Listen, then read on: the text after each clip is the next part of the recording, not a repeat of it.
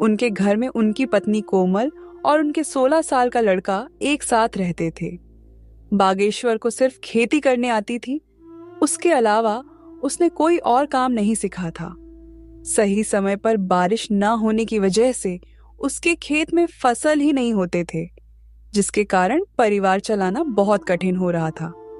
एक दिन, सुनिए जी, आज तो घर में बिल्कुल भी कुछ राशन नहीं है।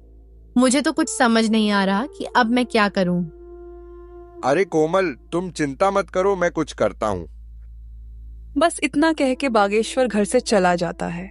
रास्ते में, हे राम, ये कैसा समय आ गया है प्रभु। मेरे घर में राशन का एक दाना तक नहीं है। चलो, मैं और मेरी कोमल तो भूखे पेट रह लेंगे, लेकिन मेरे बेटे का क्या? मैंने तो केवल खेत में मेहनत करना सीखा है, लेकिन उसमें भी बारिश सही समय पे ना होने की वजह से खेत में फसल नहीं हुई। अब मेरे पास जमींदार से उधारी पैसे लेने के अलावा कोई दूसरा रास्ता नहीं है। बागेश्वर अपने गांव के जमींदार के पास जाता है। जमींदार हीरालाल बहुत शातिर और चालाक किस्म का इंसान है, जो हमेशा हर किसी को बेईमानी से लूटने के बारे में सोचता रहता है। अरे आवा आवा बागेश्वर भैया, और बताओ कैसे आना हुआ है? क्या बताऊं जमींदार जी, बहुत खराब समय से गुजर रहा हूं। देखिए ना, अब बारिश समय से ना होने पर खेत की सारी फसलें बर्बाद हो चुकी हैं। घर में अनाज का एक दाना भी नहीं है, इसलिए आपसे कुछ पैसे उधार लेने आया हूं। अरे हाँ हाँ भैया, बोलो कितने रुपए चाहिए आपको? ऐसे समय में हम नहीं मदद करेंगे तो और कौन करेगा? बोलो बोलो, कितने दे दूं? आपका बहुत बहुत धन्यवाद जमींदार जी, लेकिन मैं ज्यादा पैसा उधार नहीं लेना चाहता, इसलिए आप ऐसा करें कि 1,500 रुपये दे दीजिए। अरे भैया, ये कैसन बात कर रहे हो? भला 10 से 12,000 रुपए तो लो। क्या पता आगे चल के कब बरसात होगी और कब समय बदले। जमींदार मन में सोचने लगता है, अरे ससुरा, तुम लोग इतना कम कम पैसा लोगे तो मैं कैसे कमाऊंगा? ज्यादा लोगे तभी है ना, हमें ज्यादा ब्याज मिलेगा। यहाँ बागेश्वर भी सोचने लगा, आखिर अब मैं क्या करूं? वैसे ये कह तो ठीक ही रहे हैं, पता नहीं कब भगवान की हम जैसों पर दया होगी। एक काम करता हूं, 10,000 ले लेता हूं। अच्छा ठीक है, तो जमींदार भाई 10,000 पे कितना तक ब्याज लेंगे आप? देखो बागेश्वर भैया, 10,000 के 10% प्रति महीना। लेकिन आप तो अपने ही आदमी हैं, आपस में क्या धंधा करें? चलो आप 8% दे देना।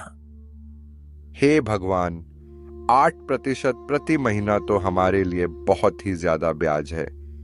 ले तो लेंगे, लेकिन चुकाएंगे कैसे? अगर नहीं लूंगा तो मेरा बेटा नकुल भूखा ही रहेगा। चलो ले ही लेता हूं। अगर भगवान की यही मर्जी है तो यही सही।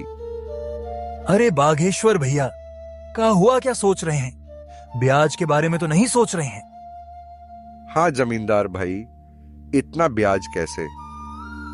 अरे कोनो चिंता की बात नहीं है। देखिए, आप तो अपने हैं, आराम से चुकाइएगा। कहिए क्या कहते हैं? अच्छा ठीक है, दे दीजिए। बागेश्वर उस जमींदार से 10,000 रुपए उधार लेके चला जाता है। चलो अब जल्दी जल्दी बाजार से राशन और नकुल के लिए कुछ खाने को ले लेता हूं। आज मेरा बेटा तो खुश हो जाएगा। बागेश्वर जल्दी जल्दी बाजार से सामान लेके घर के लिए वापस हो जाता है। घर पहुंचते ही कोमल बागेश्वर के हाथ में सामान देखकर खुश हो जाती है और कहती है, हाजी, ये सामान पैसे कहाँ से मिले जी? देखो कोमल, मुझे पता है तुम मुझ पर गुस्सा करोगी, लेकिन मेरे पास और कोई चारा भी नहीं था। मैं समझ गई जी, आपने किसी से उधारी पैसे लिए होंगे, पर कोई बात नहीं, मैं भी वही सोच रही थी।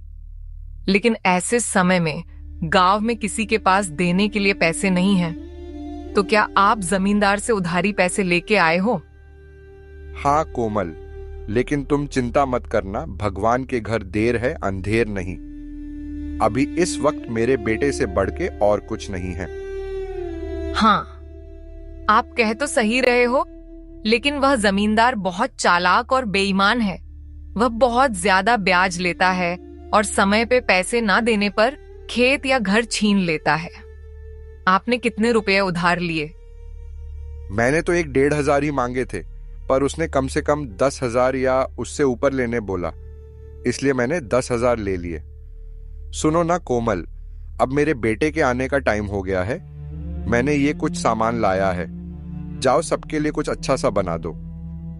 जी, आज तो मेरा बेटा खुश हो जाएगा। इतना कह के कोमल रसोई में चली जाती है। कोमल ने बहुत ही स्वादिष्ट खाना बनाई। खाने की खुशबू पूरे घर में महक रही थी। वाह कोमल, तो अपने बेटे की मनपसंद खीर बना रही हो। दोपहर में नकुल घर आ जाता है। अपना पसंदीदा खाना देखकर वो बहुत खुश हो जाता है। बड़े दिनों बाद बागेश्वर के परिवार में आज सभी के चेहरे पर खुशी थी। माँ, खाना तो बहुत बहुत ज्यादा स्वादिष्ट था। आज तो सच में माँ, मजा आ गया। अच्छा पापा, मेरे दोस्त सोमनाथ ने आज मुझे बुलाया है। कह रहा था कि आज वो मुझे अपने पापा से मिलवाने वाला है, इसलिए मैं वहां जा रहा हूं। 1-2 घंटे में वापस आ जाऊंगा। ठीक है बेटा, जाओ, लेकिन संभल के जाना और संभल के आना, ठीक है? हाँ पापा, आप फिक्र मत करो, मैं अच्छे से जाऊंगा और अच्छे से आऊंगा। इतना कह के नकुल घर से निकल जाता है। आप भी यूट्यूबर बन सकते हो। अगर सेल्फ कॉन्फिडेंस मिसिंग है तो जूडो ऐप आपके साथ है। Channel setup, upload step, timing, content ideas और एल्गोरिथम का पूरा प्रोसेस। क्या आपको भी